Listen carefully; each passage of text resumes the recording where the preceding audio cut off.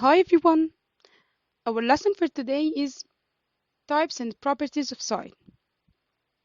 And in order to know the different types and properties of soil, please get 3 different colored samples of soil: yellow soil, dark soil, and gray soil from different locations. With the hand lens, try to identify different particles each sample is made up of. Then compare the shape, the color of these particles with that present in the figure. So from this previous activity, you can conclude that soil can be classified into 3 different types according to the kind of particles as follows. Number 1, sand soil. 2, clay soil. Number 3, silt soil. Number 1, the sand soil is composed mainly of sand particles, small amount of clay and silt particles, and rarely contains humus. Number 2, the clay soil is composed mainly of clay and sand mainly particles, and a small amount of sand particles and humus. And finally, the silt soil is composed of a mixture of gravels, sand, clay, silt, and more humus. So now there are 3 different types of soil: sand soil, clay soil, and silt soil.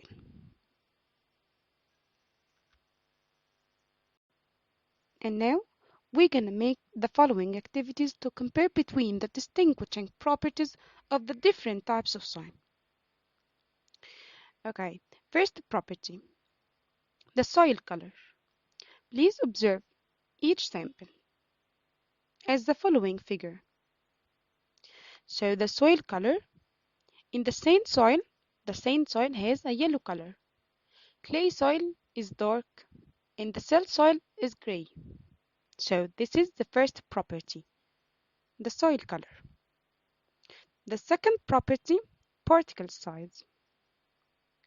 Please take small equal samples of the 3 different types of soil.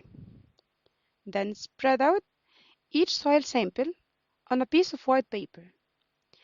Examine the particles size for each of the soil types, and then examine the particle size for each of the soil types by a magnifying lens as shown in the figure. Then observe each of the following. The sand soil particles are large. Particles of clay soil are small, while that of silt soil are a mixture of large and small particles. Third property, compactance of soil particles. And compactance means the soil particles are being closely and firmly packed together. So in order to observe the compactance of soil particles, put 3 equal samples of sand, clay, and silt soils separately in 3 different dishes. And then add to each soil sample an equal amount of water to cover it and leave them exposed to the sun and air till they get completely dry. And finally, try to crush each sample of them by your finger.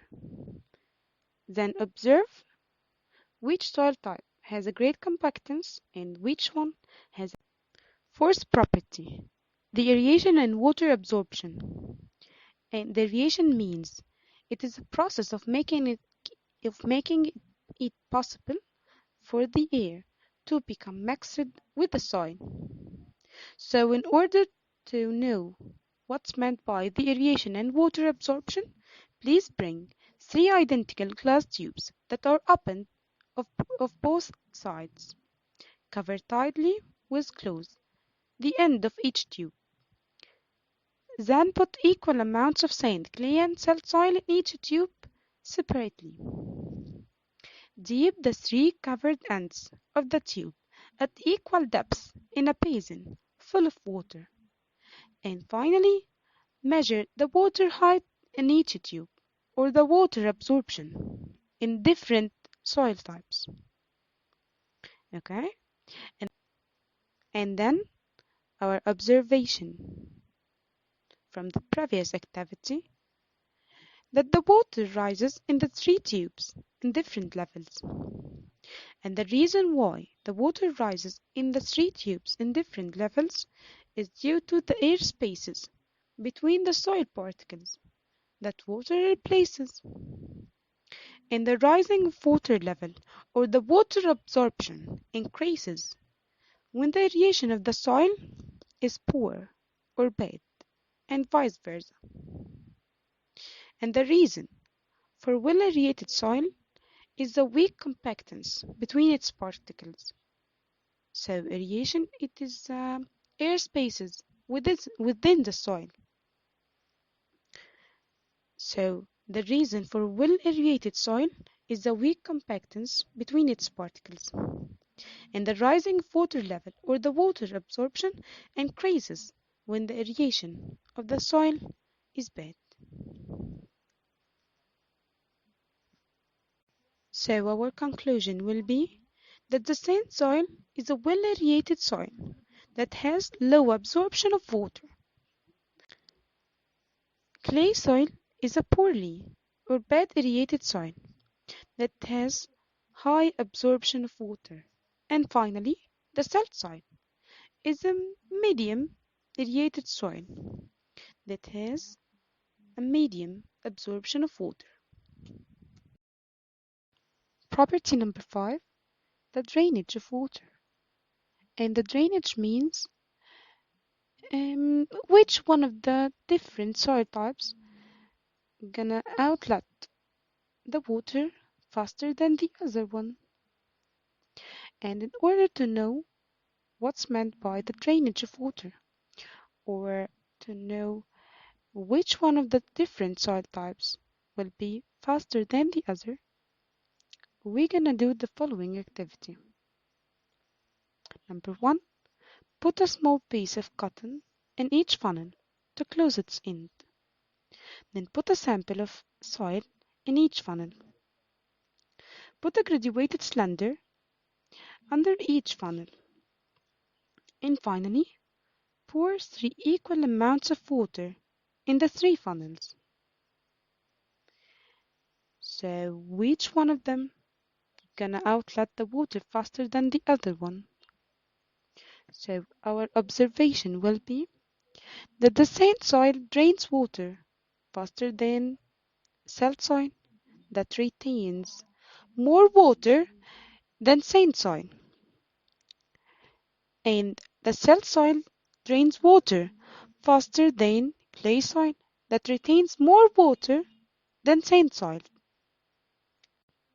So again, our observation will be that the sand soil drains water faster than salt soil that retains more water than sand soil. And the drains means outletting of water, but retains mean keeping the water. So the sand soil drains water faster than the salt soil that retains more water than sand soil. And the salt soil drains water faster than clay soil that retains or keeps more water than soil. And when the drainage of soil increases, its retention of water decreases. So when the drainage of soil increases, its retention of water decreases, as it is a good aerated. So our conclusion will be that the sand soil has the fastest and greatest drainage of water and the lowest retention of water. Clay soil has the slowest drainage of water and the highest retention of water. And finally, the salt soil has medium drainage of water and medium retention of water. Property number 6, the fertility of the soil. And the fertility of the soil depends on the amount of humus.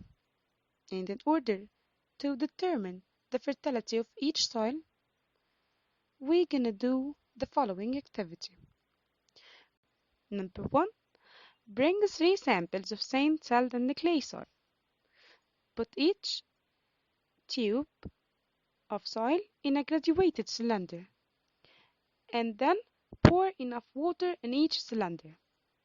And finally, shake each cylinder strongly, then leave it for 15 minutes.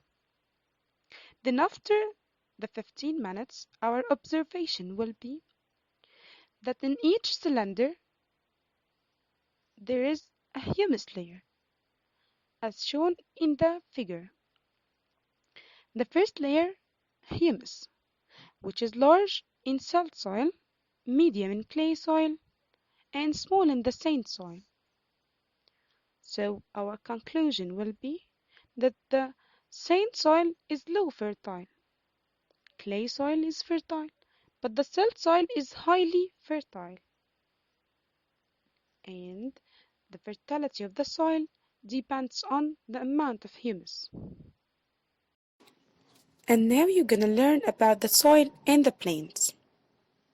First of all, you should know that each type of soil suits a special type of plains. First type of soil, sand soil. The sand soil suits the cultivation of tubers, which is a short, thick, round part of an underground stem, like potatoes, sweet potatoes, and also fruits beneath soil, like peanuts. Also desert plants, like cactus. The second type, the clay soil.